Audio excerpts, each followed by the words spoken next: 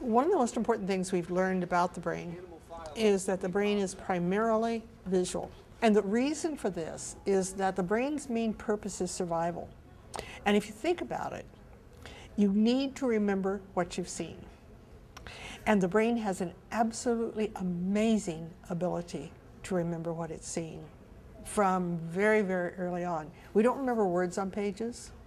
We don't remember sounds we've heard often, but we always remember the pictures. If I say to you elephant, you see one. And if I say to you don't see a giraffe, you still see one. What we've done with thinking maps is hook the visual to a pattern so that kids have a visual representation of a pattern of thinking. You put those two together and they have patterns for thinking.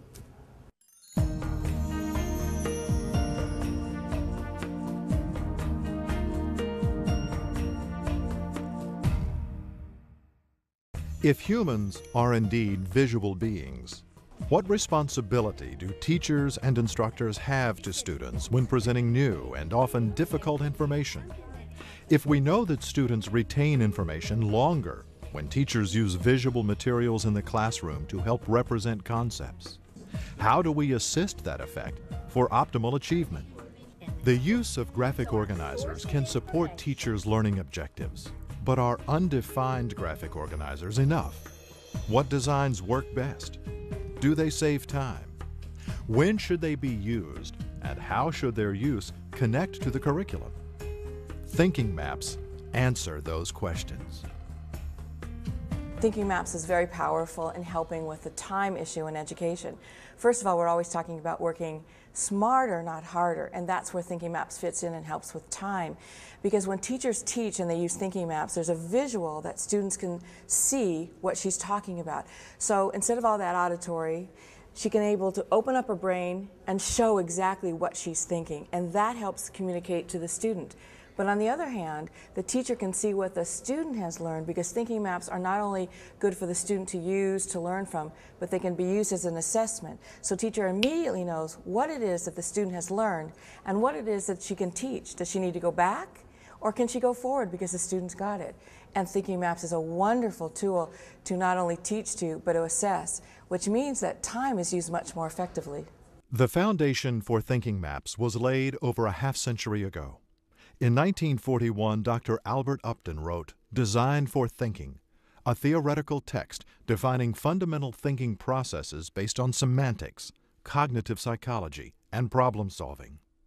Subsequent research, refinement, and practical application of thinking skills programs in various school systems and classrooms resulted in increased reading scores and student performance.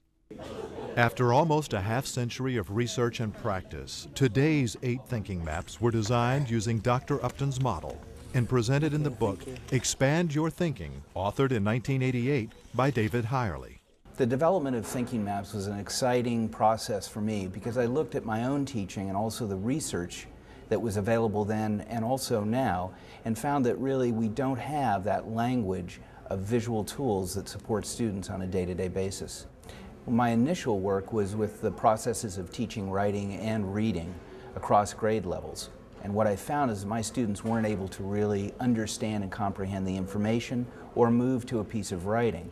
So when I first started using different types of visual tools, I got excited because of the successes of my students.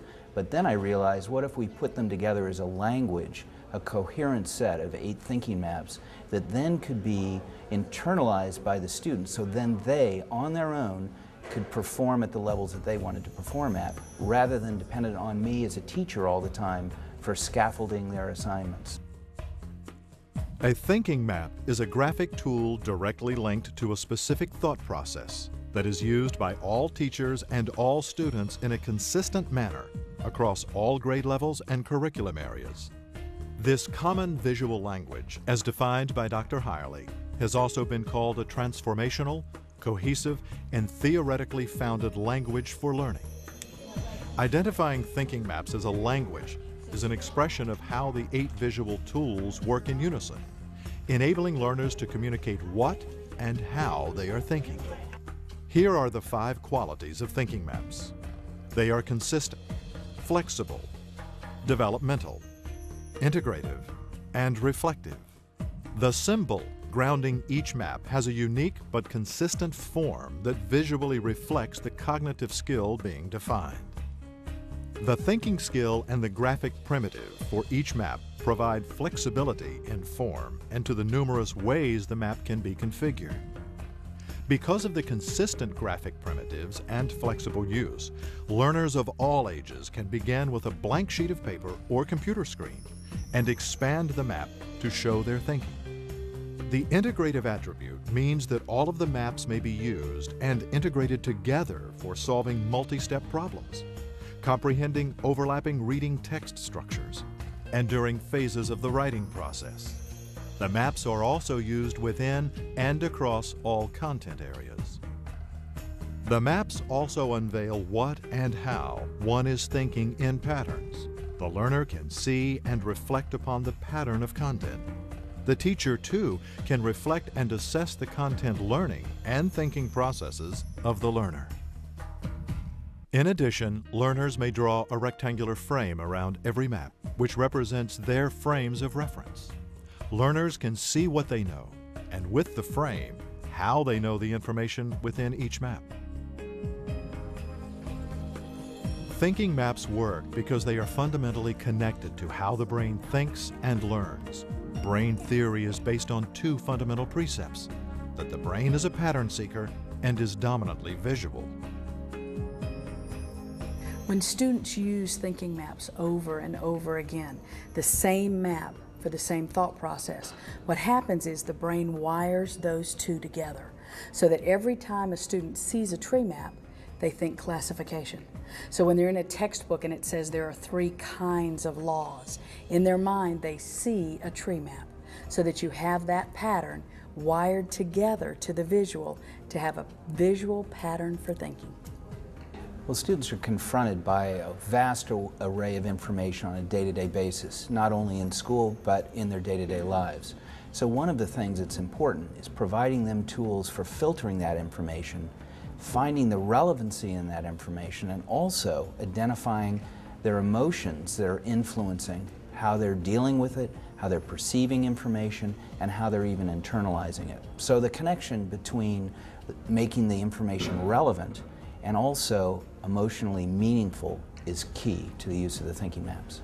We know that emotion and meaning are the 2 keys that help with attention. If something has emotional connections to me, I pay attention. If something has meaning to me, I pay attention to it. An example might be if you ever bought a new car and then suddenly you see it on the highway everywhere you go. It's like everybody bought the same car you did.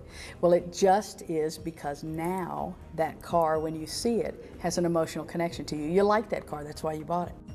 What we see with the maps is the kids have an emotional connection because they understand it. They like making the maps. It gives them a security to move to the higher levels of thinking.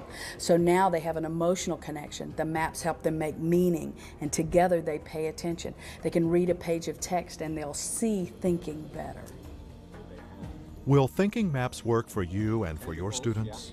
Are they easy to integrate into the learning environment?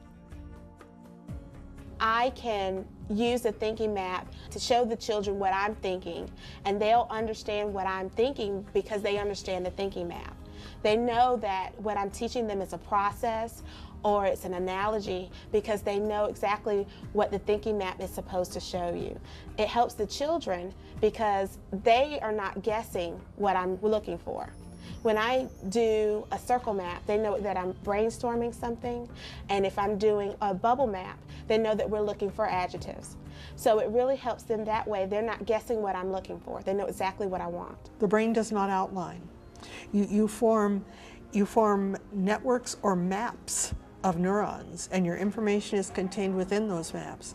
So that if you think about it, thinking maps operates the same way the brain does.